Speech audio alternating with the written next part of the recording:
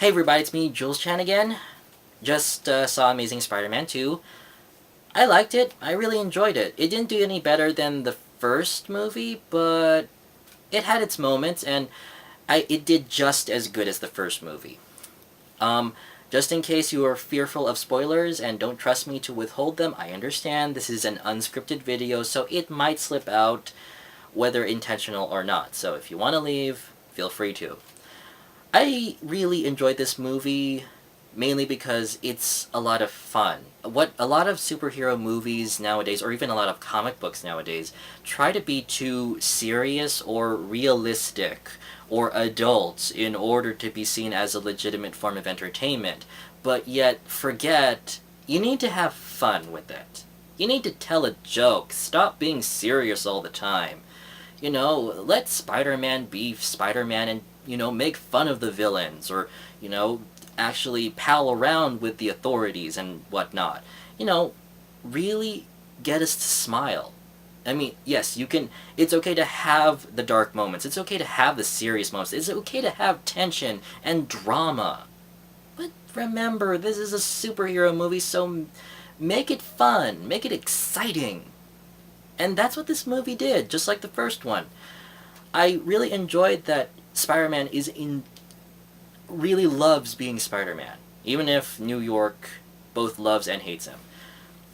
And this movie is fully aware of its audience. It's not just trying to appeal to the serious crowd, the adult crowd. It's also trying to appeal to people of all ages, young, old, or just people who like superhero action in general, who love the Avengers because of its snappy repartee and the lovable characters, how you got invested into them, and it wasn't just serious all the time, it wasn't afraid to tell jokes, and that's what this movie was able to do. And that's what I love about Andrew Garfield's portrayal of Spider-Man in comparison to Tobey Maguire. Nothing against Tobey Maguire, but it's very clear that these two are playing two different versions of Spider-Man. Tobey, yeah, he's able to pull off the geeky a lot better than Andrew. However, the Sam Raimi movies really needed more comedy. I mean, there were, I guess, some times where the Sam Raimi movies tried to be funny, but they weren't really memorable. And that's what Amazing Spider-Man does right. Now, aside from that, Peter Parker. I really enjoyed the fact that he really wanted to make his relationship with Gwen work, and he really does want to try to keep his promise. However, that's the problem I have with his character in this movie, is that yes, it's natural that he feels guilty over Gwen's father's death. However, it doesn't really have a payoff, no matter how many flashbacks to her father that you put in. What I did like, though, is that his friendship with Harry Osborn and how they related to each other, considering their lack of parents. Norman Osborn was absent in Harry's life, and Peter lost both his parents. And how much Harry and Peter connected. That's what I liked. Alongside Gwen and Peter's relationship. And Gwen, wonderful. Loved her. Really loved Gwen in this movie. She also tries to be independent, tries to think about her future, tries to make her own choices. Peter really tries to protect her, but she also tries to tell him, no, you're not going to stop me, I'm going to do this, I'm going to help you, and I can't help you, and I love that. I love that spunk she has. I love how fierce she can be, and she doesn't let anyone walk over her. In fact, you could almost compare her to Lois Lane to Superman. You could almost compare it there. And it's undeniable that Andrew Garfield and Emma Stone, playing Peter Parker and Gwen Stacy, their chemistry is undeniable.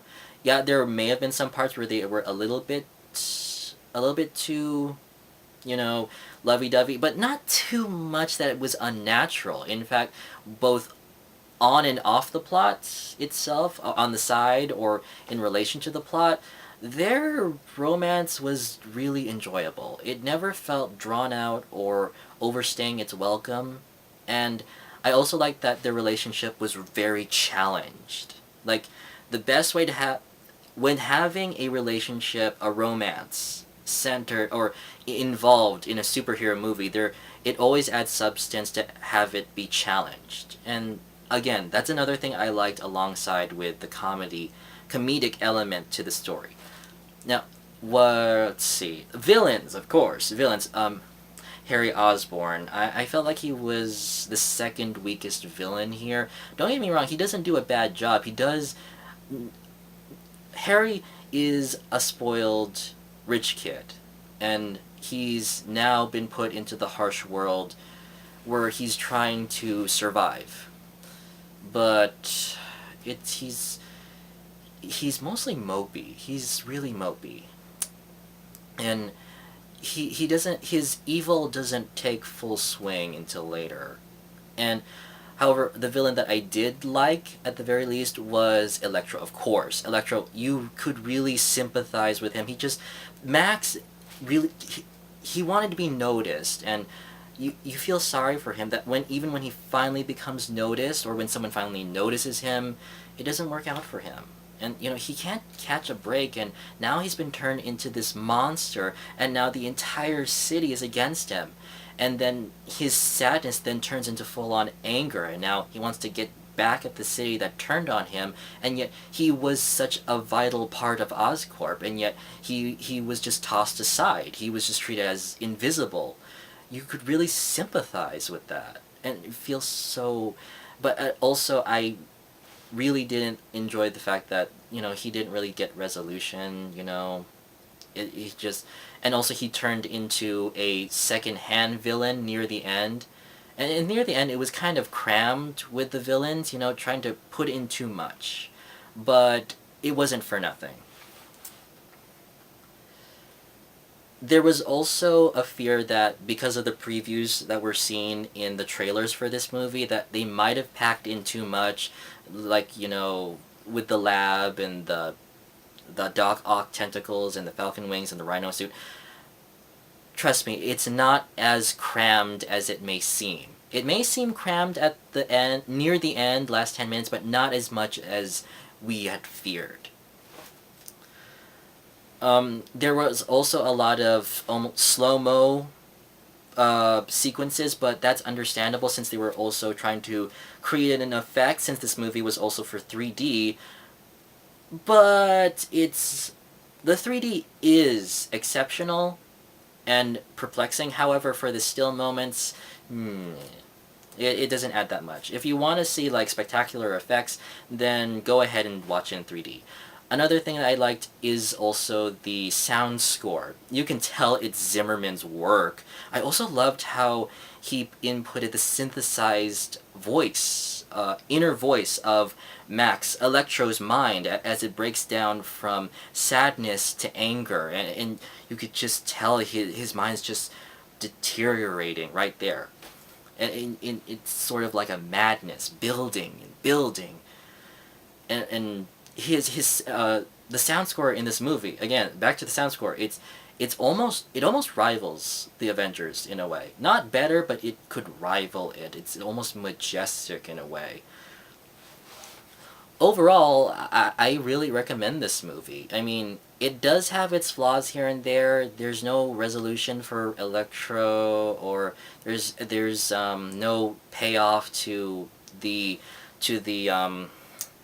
Peter's guilt trip over Gwen's dad, but at least it even resolves a subplot not completed in the first movie concerning Peter's parents. And oh yeah, that's another thing about this movie. We get to see what is the deal with Peter's parents, why they have to leave, and Peter even finding some closure near the end, or finding closure about his parents. But there are still some subplots still not yet resolved, like what was going on with what's like let's see, what other subplots that the thing with the lab and the subtle hints buried there concerning the Secret Six. I mean, there's a lot of foreshadowing, but it does save the. I think it's saving those chips, saving the rest of the Sinister Six for later on. There's also the subplot of Uncle Ben's killer, like that's never resolved. But what is resolved is Peter's parents and Norman Osborn being ill. I like how that was resolved here, but I guess saving the rest of the subplots for future installments, and most likely for this Sinister Six spin-off movie. But overall, again, I liked it. I thought it was good, and I think you guys should see it.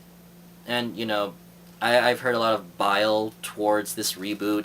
It's not that bad. Just because Andrew Garfield, yeah, he exudes too much cool. He's too much of a pretty boy.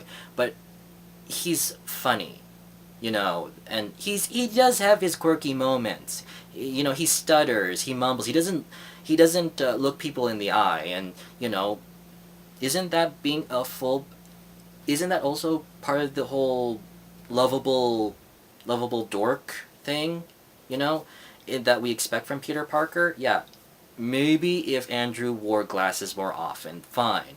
But he does a good job. Emma Stone too. So people who are trying to criticize them are just being way too anal about it. Anyone who says otherwise is being really too anal. And I really enjoyed their performances. Alright guys, that's all I have. Sorry for this being so long. Please comment, please subscribe. Tell me what you thought about the movie, and I will see you later. Bye.